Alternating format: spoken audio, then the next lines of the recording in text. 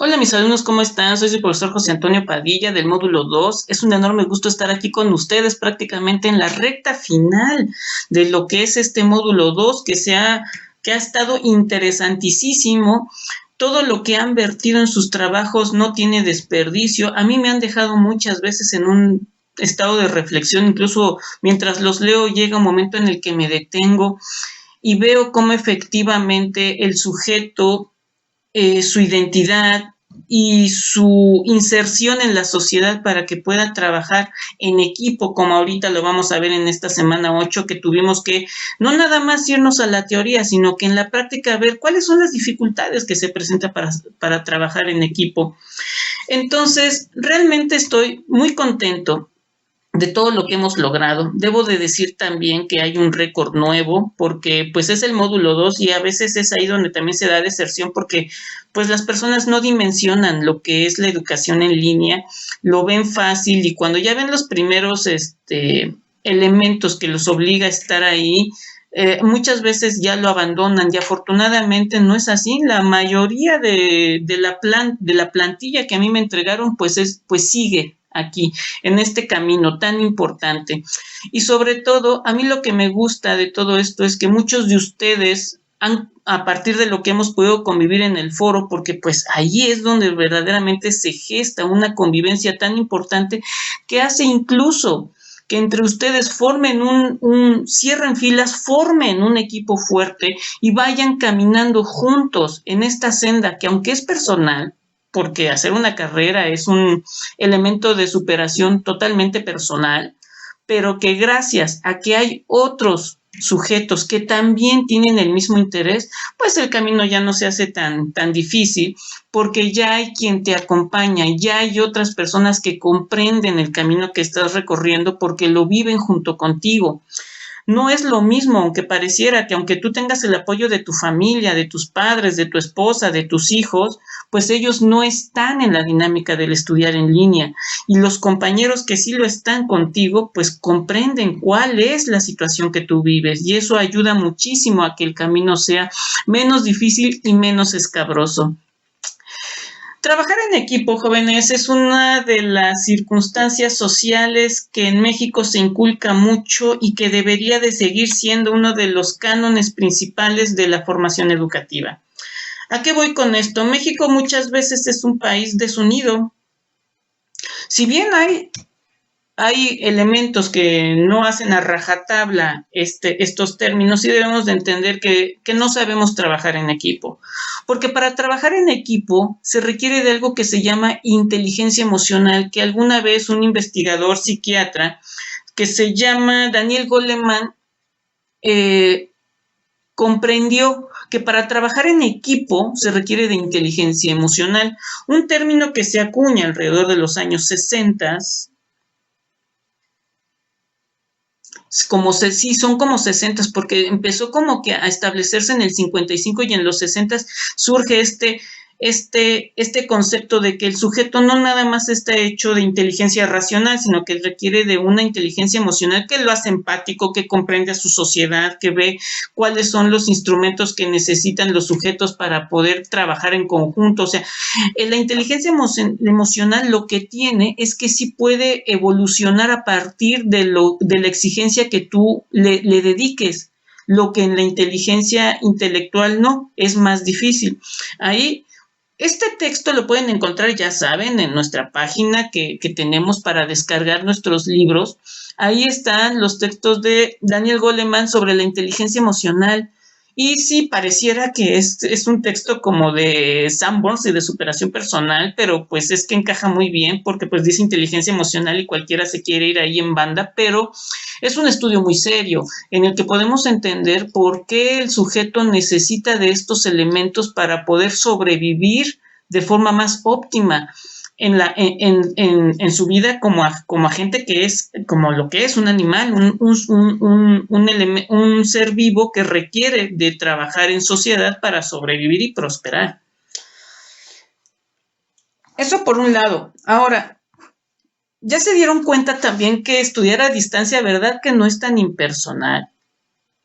Socialmente, muchos investigadores consideran que la educación a distancia, lejos de ayudar, hace a un sujeto completamente aislado, que no, que tiene problemas de convivencia, una serie de mitos, porque hay que decirlo, porque aunque sean investigadores, hay que decirlo con todas las letras.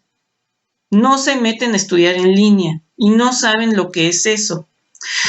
Es verdad que la universidad tiene que generar el ambiente idóneo para que ustedes estén obligados a la participación, que en este caso quien coordina eso es su servidor. Su servidor los obliga. ¿Saben qué? Me van a participar 5 veces a lo largo de la semana.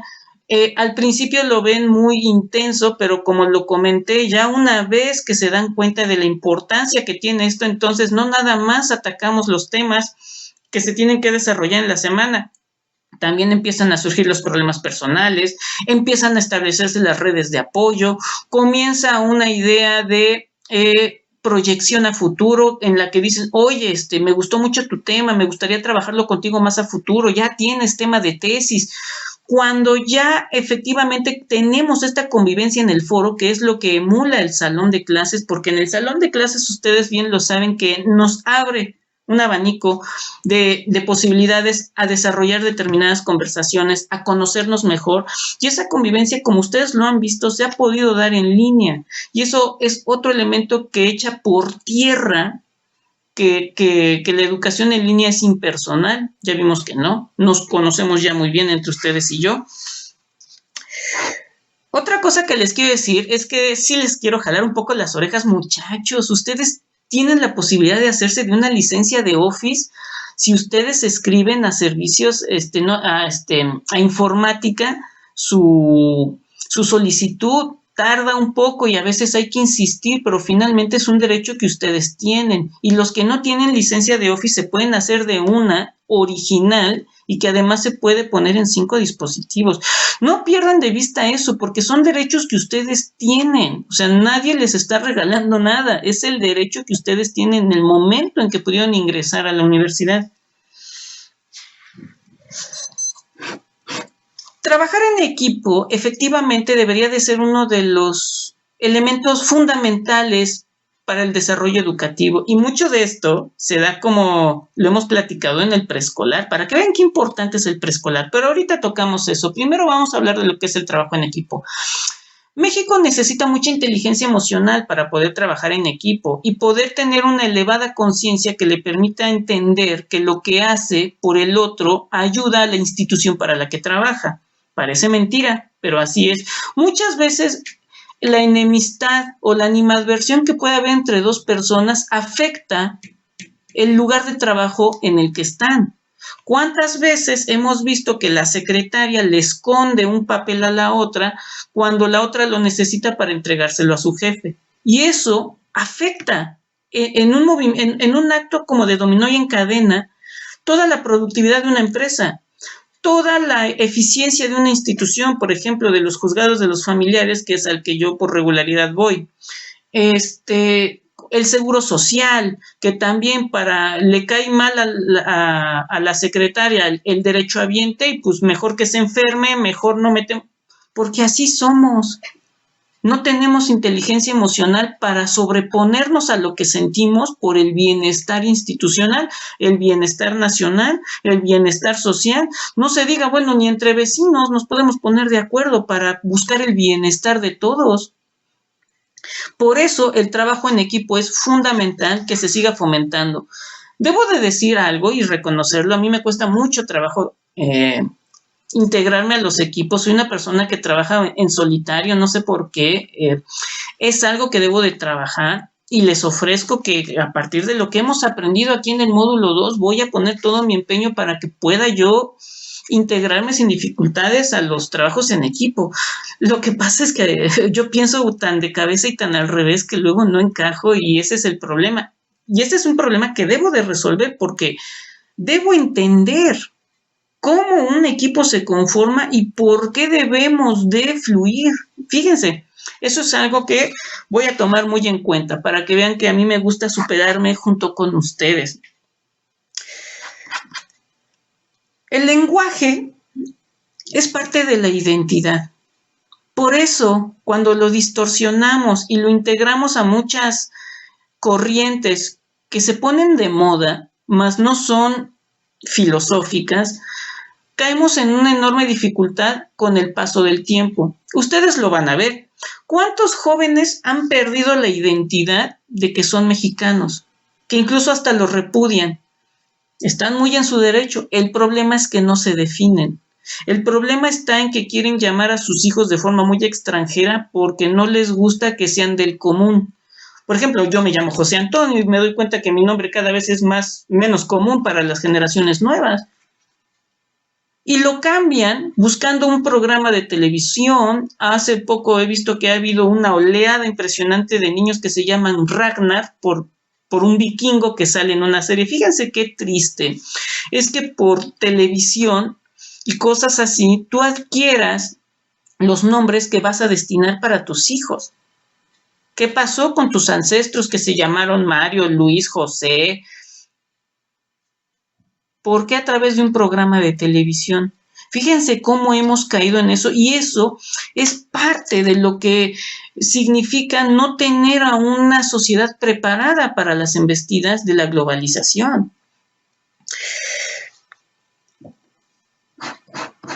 Algo que nos enseñó el módulo 2, o si no se los enseñó y no lo vieron, se los explico yo. La educación es lo que demuestra que somos el animal imperfecto.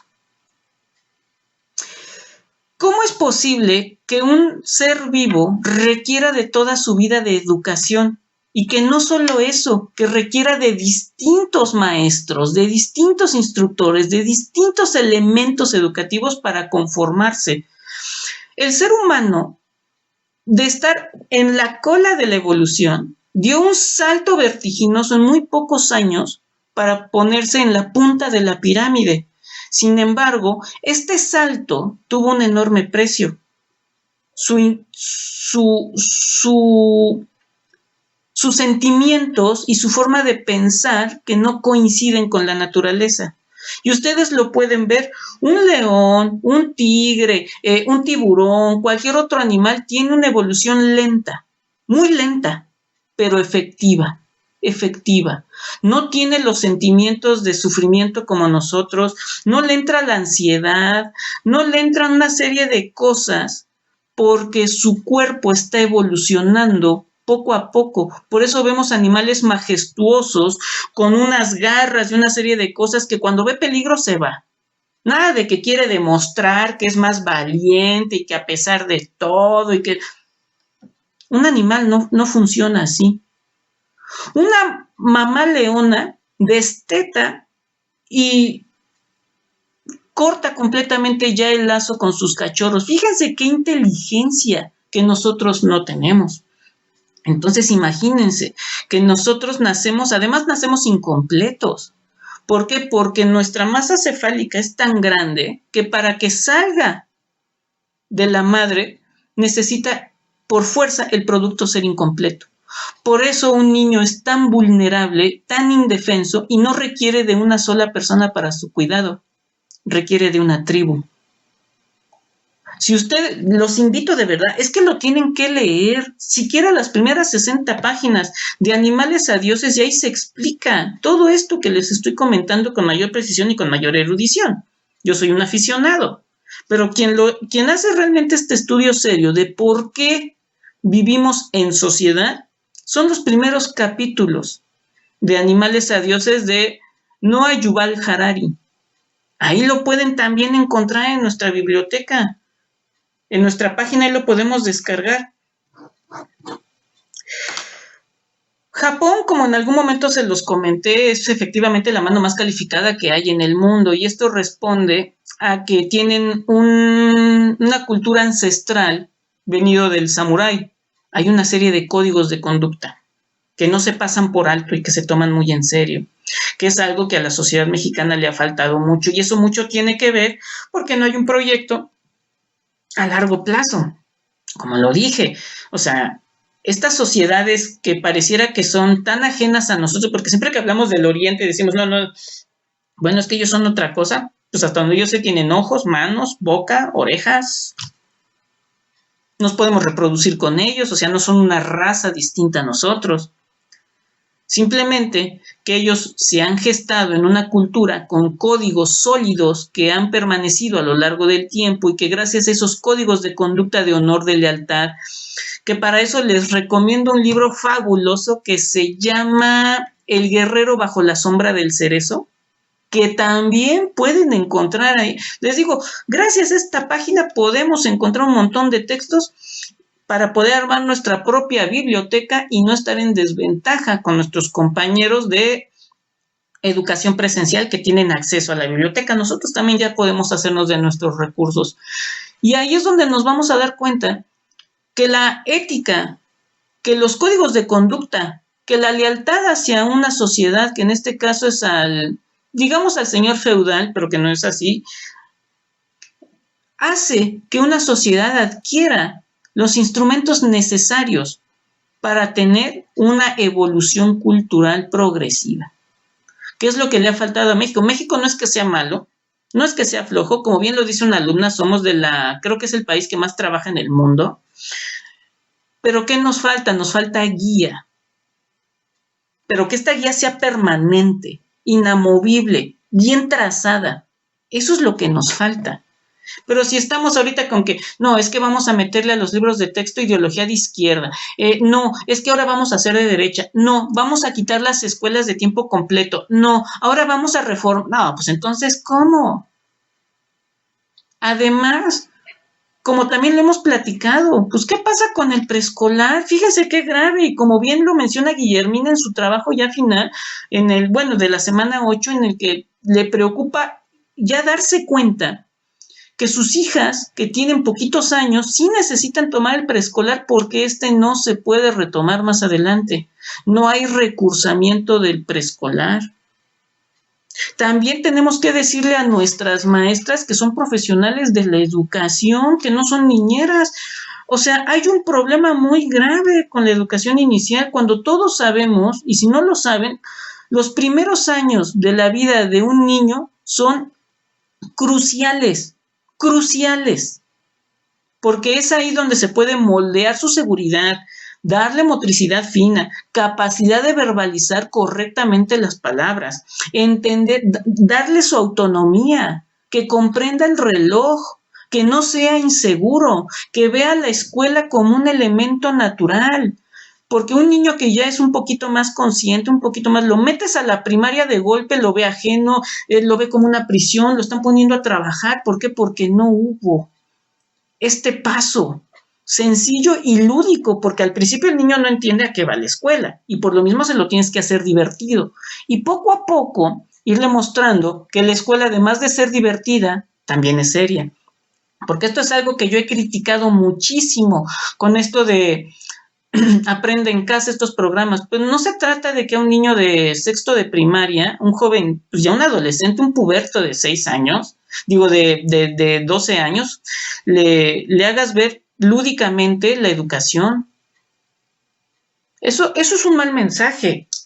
Porque si bien no tiene que ser aburrido, estudiar es estudiar y hay que hacerle entender al niño que esto es serio.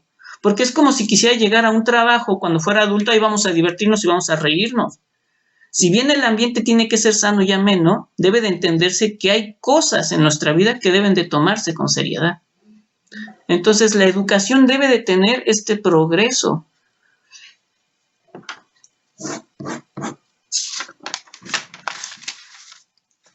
Voy a cerrar el video. Les agradezco mucho el reconocimiento que me hacen por estar siempre acompañándolos como su profesor, pero ¿saben algo? Es mi obligación. Y esto es algo que yo quiero que ustedes tomen en serio cuando se hagan profesionales, que como les he dicho no es solo el título. Al igual que a muchos profesionales, una vez que terminamos la tesis y estamos en el examen profesional, nos hacen jurar, pero muchas veces no lo tomamos en serio, no lo escuchamos adecuadamente. Cuando a mí me hicieron protestar y jurar, lo tomé muy en serio. ¿Y saben lo que a ustedes les van a hacer jurar? Les van a decir, a ver si me acuerdo bien de memoria, ¿protesta usted ejercer su profesión con entusiasmo y honradez, velar siempre por el prestigio del magisterio y el de la Universidad Pedagógica Nacional? Ahí está el enunciado. Analícenlo y vean si pueden llevar a cabo ese principio. Les voy a decir otra cosa. El camino correcto es siempre el más duro, el más difícil. Para eso yo les recomiendo que vean la película Perfume de Mujer con Al Pacino y Chris O'Donnell y vean los últimos 20 minutos en el que se avienta un discurso Al Pacino. Y se van a dar cuenta de lo difícil que es recorrer el camino correcto. Si soy un profesor exigente, me denuncia todo mundo. Que si soy un profesor estricto, que los obliga, también. Que si tengo que reprobar a un alumno, bueno, todo el mundo tiene que platicar conmigo para que no lo haga. Es bien difícil. Es bien difícil. Pero para eso quiero predicar con el ejemplo, de estar siempre con ustedes, atento a lo que necesiten.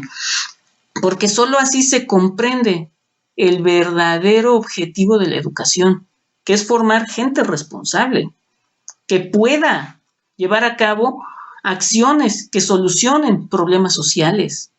Esa es la idea. Pues miren, la SEP le preocupa mucho los indicadores de egreso. Lo que no comprendo es por qué no le preocupa los indicadores de ineficiencia.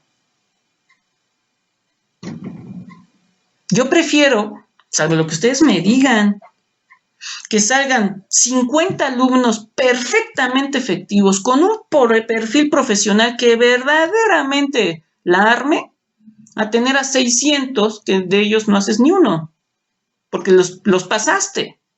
Fuiste apapachador. Y eso no puede ser. ¿Por qué les exijo que tienen que ya estar cada vez más preparados y más en esto? Miren, la historia se ha encargado a lo largo del tiempo de decirnos hasta el cansancio lo que significa estar en un estado de guerra y, como en este caso, de emergencia sanitaria. Ustedes no lo saben, pero lo vamos a vivir todos juntos.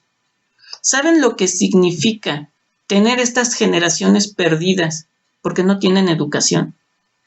Ya vieron lo que dicen las encuestas, de que en vez de que hubiera sido muy bueno que los niños dejaran de aprender, pero no fue eso, desaprendieron.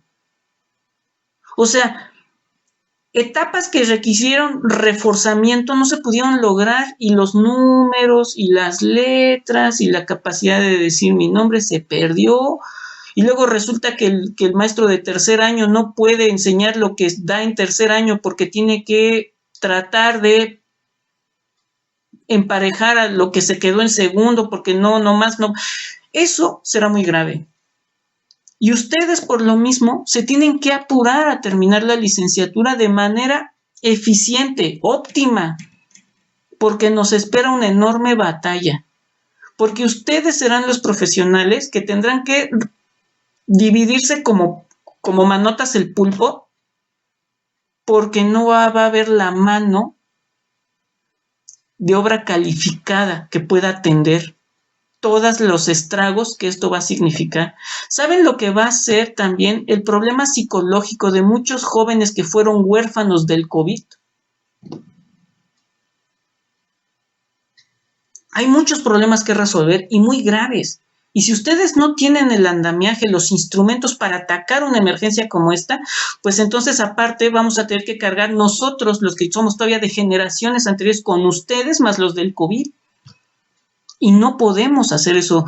Al menos desde mi trinchera yo necesito hacer algo y es prepararlos a ustedes para que podamos sacar adelante el país, al menos en lo que nos toca, que es la línea educativa, que para mí lo es todo.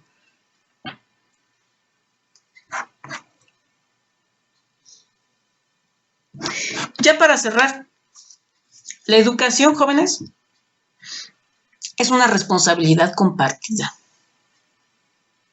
Sí, se oye bien duro, pero ¿qué creen que es la verdad? Esa es otra cosa que vamos a desmitificar. Es que el Estado nos tiene que proporcionar educación, sí es cierto, y hay que exigirla. Pero ¿qué creen? Que es compartida y la Constitución también obliga a los padres. A mí no me parecen los discursos que muchos papás se avientan de decir, es que tengo 5 hijos y yo no tengo 5 computadoras. Pero quisiste tener 5. Tu obligación es darle las 5 computadoras. Es que hay una emergencia sanitaria. Ahí está la televisión de Aprende en Casa. Pero es que es tu obligación. O sea, es como a los niños que también les dices, o sea, a los niños de preescolar, es que, señor padre de familia, usted tiene que traer la plastilina. ¿Y yo por qué? ¿Y el Estado qué? Que no sé qué. A ver, espérate. No vamos a tener plastilina manoseada de 5 años. El niño tiene que traer su plastilina para que pueda trabajar con ella, porque es una responsabilidad compartida. La Constitución obliga a los padres a dar sustento, vestido, alimentación, esparcimiento y educación. Un padre que no le da educación a su hijo también lo entamban. Entonces ya dejémonos de que para todo es responsabilidad del gobierno. El gobierno tiene que meter la infraestructura, tiene que poner los maestros, tiene que establecer los planes de estudio que realmente se sujeten a las necesidades sociales. Todo eso sí tiene que hacer el Estado. Pero los padres también tienen la obligación de coadyuvar a que haya condiciones para que el niño, el joven, estudie. Esa es mi opinión. Sin más, me despido. Muchas gracias.